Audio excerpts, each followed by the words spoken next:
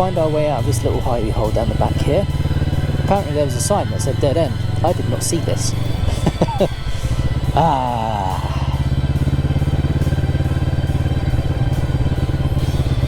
Alright, so today's subject, what I'll do is I'll get past this nice little bit here because there's a lovely bit of countryside to see. Look at that.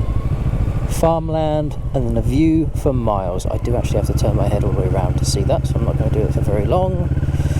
Dangerous and all that, not to keep your eyes on the road. So I'll put it down to third and I'll turn my upper half. There we go, job done. There we go. See, lost control of the bike. Idiot. So at least you get to see what I've got here. It's that lovely time of day where the sun's just ready to go down and we've now got this sort of light which is coming straight through the trees at an angle. Lovely stuff, lovely stuff.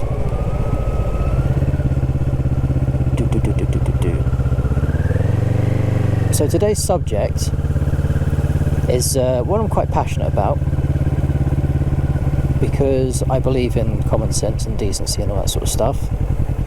That's why I don't rev my engine next to small dogs and that kind of stuff.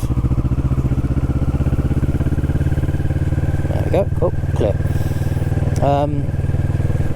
So recently one of the lads posted in one of the groups I follow that his Vulcan S has been knocked ever so slightly, and to cut a long story short, someone's gone into the side of his bike, they've bent the right pedal there into the bike, and that's basically enough force to push the pedal into the bike, and the side stand, the kickstand, whatever you want to call it, however you want to call it, got dragged a good 20 centimetres, 20 metres, no, good 15-20 centimetres across the asphalt tarmac road, and has left a nice little scratch there, and the kickstand itself has been pushed upwards. So the kickstand is damaged, the right pedal there is damaged, and a few months before this, something had been dropped on the fuel tank of his bike, leaving a lovely, lovely dent. So, let these guys go first.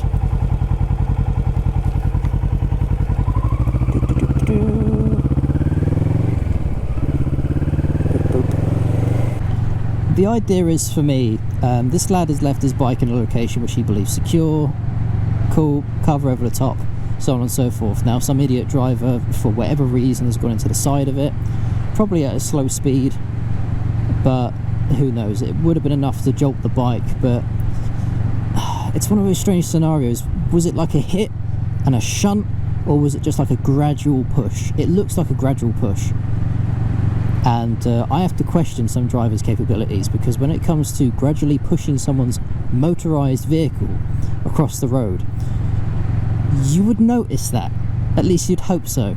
So maybe they had a blind spot, they didn't see the bike. But either way, what has happened is, regardless of whether they stuck around to see if anyone was there, or to try and find out if someone that owned the bike was going to come out and start screaming at them, they've left.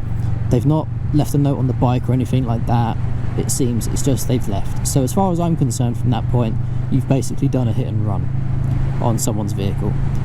Smart, real smart. And there's enough that can be said about that kind of behaviour.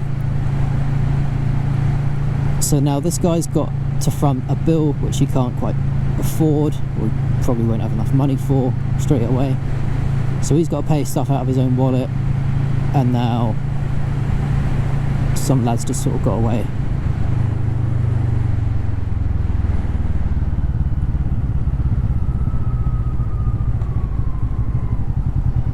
There we go. I'll let you do your thing. Oh, you're turning down there anyway.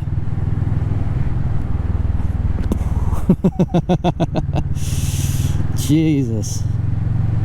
Back to the point, Red. So, in my eyes, this person's basically done a hit and run. Now, the guy who owns the bike has found a vehicle which has a lovely little dent in the bodywork at the exact height. So now he's got to shoulder the burden of trying to prove that that person was indeed the one that went into his bike, i.e. can you get the paintwork tested and see if the paint from the bike is actually on the car. La-di-da-di-da-di-da. Either way, he's got no way of proving it. Now, the chances are, if this was me or you that did that to him, then we'd get caught in an instant. But some people just have the devil's luck and they just get away with this kind of stuff, which pisses me off. And there's one thing that can be said about motorcycle thieves, there's another thing that can be said about people who damage other people's bikes on purpose or accidentally. But not owning up to it, that's a big tick on the naughty list for me. And so I feel so bad for this guy. Really bummed out. I really feel bad for him. And you know, if money wasn't really a thing, then gladly I would ride over to where he is and say, right, here's X amount, and go get yourself fixed up. I mean, if I was in that sort of position, then hell yeah. Unfortunately not. Like I said, I feel so bad for the fella. Oh. Run! Run! Poor little sod. Oh. Yeah. I feel so bad for him, and you know, I kind of have that sort of sinking feeling in my stomach of what would I do if that happened to me. Because emotions are a hell of a thing, and when you have a very strong emotional attachment to something and someone gets between you and it, or them, and you know, things become complicated, it's very hard to maintain your composure. And massive credit for people who can and do, but we all have to sort of just stiff upper lip, shoulders back and all that kind of stuff, and just say, right, what's happened has happened, balls to it, let's fix it. And then of course you've got to try and take preventative measures from having it happen again. So what I'll do is I'll finish off this sort of rather dreary subject by saying, like, security in the UK, when it comes to bike security, a very big thing. When I stayed in the US, it wasn't really a matter of don't worry about it. It was, you slap a lock on the bike, you keep it secure and all that sort of stuff, but the chances of someone stealing a massive Harley or a big BMW or a giant friggin' cruiser like the Indian Chieftain, it's a lovely bikes by the way, are very, very slim.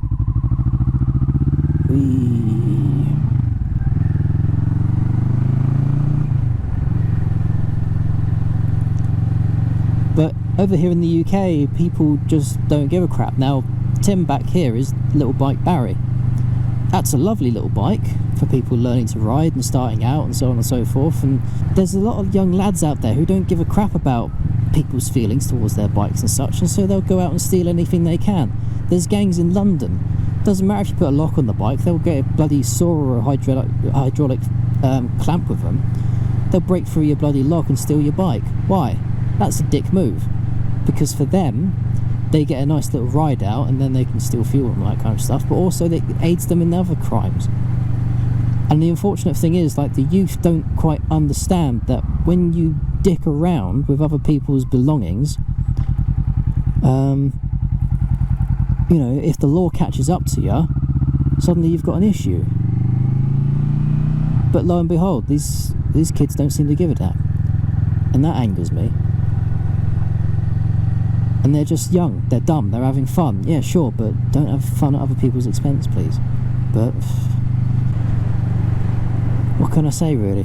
Fingers crossed, you know, keep your bikes locked up, keep them secure, keep them out of harm's way as best you can. I suggested to the bloke, like, if you can, find somewhere like a garage or like a storage place or something like that, just to keep it out of sight, out of mind, and it's fully secure as well, as long as no one sees you put it in there. Ha ha ha ha ha.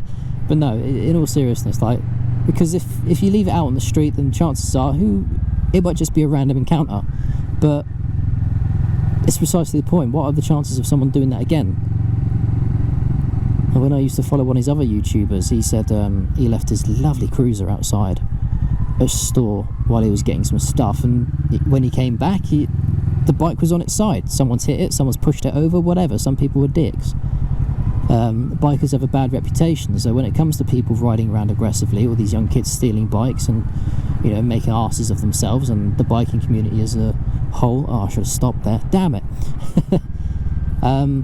They give us all a bad name.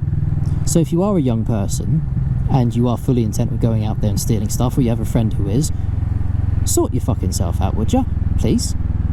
However you want to put it, if you get a criminal record at a very young age, guess what? That makes getting a job very hard. Just stay out of trouble, don't be addicted, people, and we'll all get through today and tomorrow and all that kind of crap tomorrow as well, that comes with it. So anyway, I think what I shall do is find a little place to pull over somewhere, probably here. Bit dodgy ground here, but we'll see. I trust Tim's judgment. Oh, look at this crap here. Ugh. Do. And yeah, I'll call it a video there. So have yourselves a lovely, lovely day. And as always, ta for now.